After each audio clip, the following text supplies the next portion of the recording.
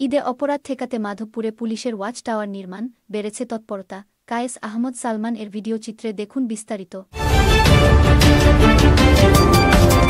আপনারা দেখছেন দৈনিক ক্রাইম সিন। মাধবপুরে ঈদে চুরি, ছিনতাই ও বিভিন্ন অপরাধ ঠেকাতে পুলিশ ওয়াচ টাওয়ার নির্মাণ ও টহল জোরদার করেছে।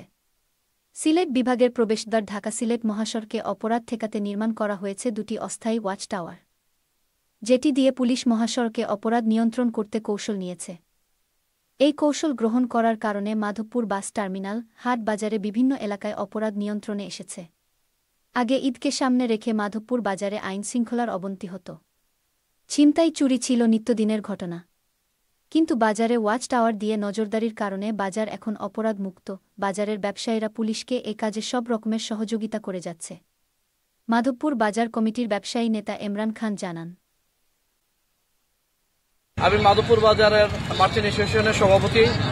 আমরা এই রমজান উপলক্ষে আমাদের ওসি মহোদয় যে আমাদেরকে প্রায় 1 মাস ধরে আমরা প্রায় 4 থেকে 5 বার আমরা বিভিন্নভাবে মিটিং করেছি, আমরা যেন মাধবপুর বাজারের নিয়ন্ত্রণ এবং যানজট নিরসন করতে পারি এবং আমরা যেন এখানে যে চুরি ডাকাতি যে চিন্তাগুলো হইতো তা ওসি মহোদয়ের ইয়েতে পুলিশ ফোর্সের মাধ্যমে আমাদেরকে বিভিন্নভাবে সহযোগিতা করেছে।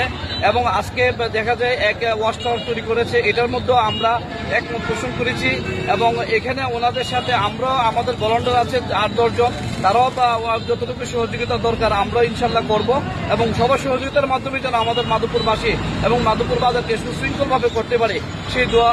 ব্যবসায়ী আলমগীর হোসেন জানান, ঢাকা সিলেট মহাসড়কে নিরাপত্তা জোরদারের লক্ষ্যে জগদীশপুর মুক্তিযোদ্ধা চত্বর ও মাধবপুর উপজেলা সদরে একটি ওয়াচ টাওয়ার নির্মাণ করা হয়েছে।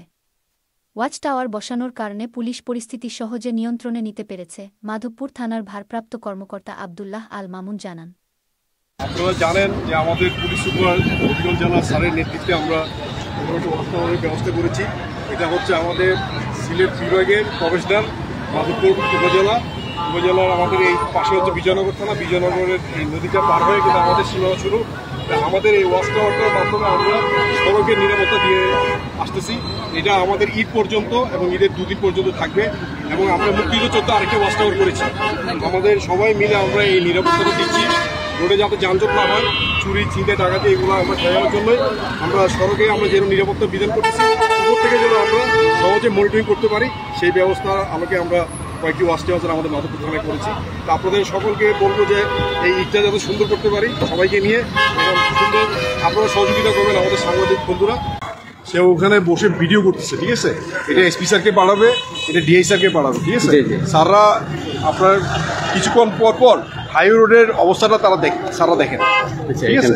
এখান থেকে স্যাররা সহজে হবিগঞ্জ থেকে বসে আমাদের সিলেট থেকে বসে স্যাররা বুঝতে পারে যে হাইওয়ে রোডের কী অবস্থা। আমাদের যে আছে সে মোটামুটি মোবাইলে সে প্রত্যেকটা মুহূর্তের ভিডিওগুলো স্যার থেকে হোয়াটসঅ্যাপে পাঠিয়ে দিচ্ছে। রাস্তা মোটামুটি আমরা আমাদের মোটরসাইকেলে আমাদের যে এই মহড়া, আমাদের পিকআপে যে আমরা মহড়া দিচ্ছি, এটা কন্টিনিউ চলবে মোটামুটি ঈদের পূর্বে। এখন তো আমরা করতেছি ঈদের দিন, ঈদের পরের দিন এই টোটাল আমাদের পুলিশে এই ব্যবস্থাগুলো রাখা আছে। আপনাদেরকে অসংখ্য ধন্যবাদ আমাদেরকে সাপোর্ট করার জন্য। আপনারা দেখছেন দৈনিক ক্রাইম সিন।